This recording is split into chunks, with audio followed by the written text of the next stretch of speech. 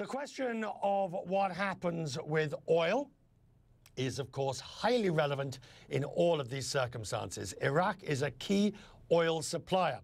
And despite the fighting there, the price of oil has been falling in recent weeks.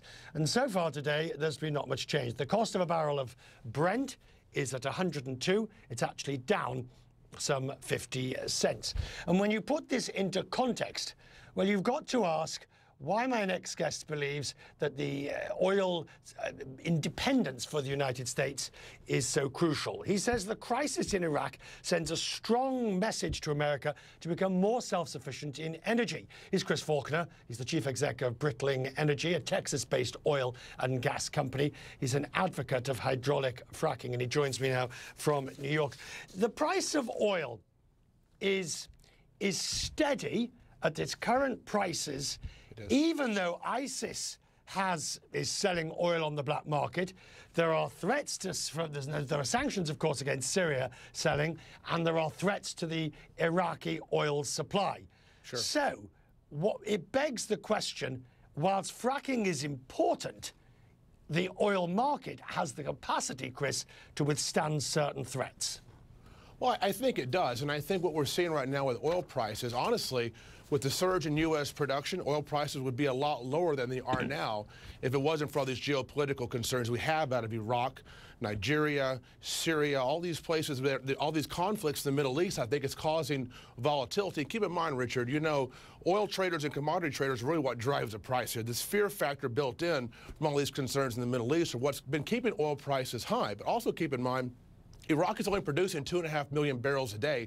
I was in Iraq in December, and the oil minister there has told me they want to produce 9 million barrels of oil a day as their target. That's 6.5 million barrels a day more than they're producing now.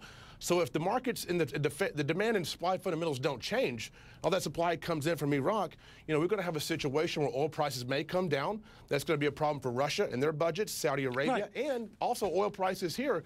This is expensive oil to bring out of the ground. So if oil prices fall to a level, it's no more economically to bring it out of the ground because fracking is expensive. You know, we have a situation in America now.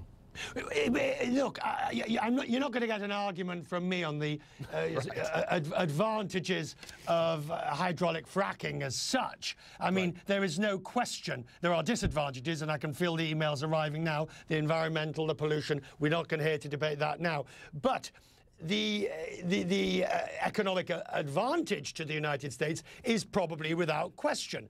The issue becomes, of course, the long-term sustainability of fracking, right, and it's a possibility to continue at this level of production.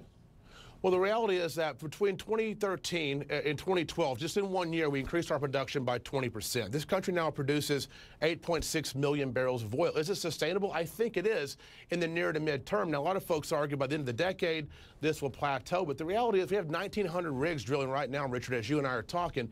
That's a lot of new oil coming online. The reality is also we still use almost 12 million barrels a day. Still a big delta to kind of fill that gap. So to be self-sufficient, is that possible? Sure, I think by the end of the decade. But yeah, again, is it sustainable? A lot of capital you see, the interesting part about that, of course, and we've seen that in the relationship between fracking gas and fracking oil. If prices fall, then, of course, there has to be a switch between the two because one commodity is better than the other.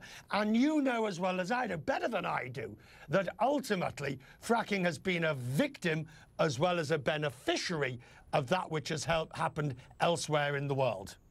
Yeah, I agree with you on that because we've fracked our way into a huge glut of natural gas. If you think about that, natural gas now, you know, seriously, $4 per 1,000 cubic foot. It's the cheapest natural gas price in the world. Asia pays almost 5 times that. Europe's paying 3 times that. So fracking can create a huge supply of natural gas. But keep in mind also what's happening in this country because of that. We've got manufacturing coming back in jobs. So there's a lot of positives that fracking has created for our country. But keep also in mind, we're now in a situation where, you know, the Middle East has been volatile for as long as you and I both been living combined probably. So we want to shield ourselves away from that volatility, but are we ever going to be an ocean or an island that we can protect ourselves from volatility? No, oil's a world traded commodity. So we can have all the oil we have here, but keep in mind the rest of the world and demand of the rest of the world also dictates prices. So we can't shield ourselves off from that volatility forever. Not possible. I just want to get one last question in, if I may, because this is fascinating. And in your earlier answer, you suggested that within the $102, there's a premium for the current instability. And although the price looks low,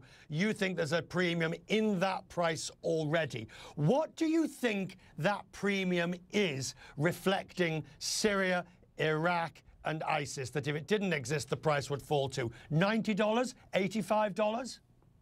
Yeah, you know, I think we had a premium of about $10 a barrel already built in. We thought ISIS were going to be able to move south toward the Basra region in Iraq. I don't think that's possible anymore.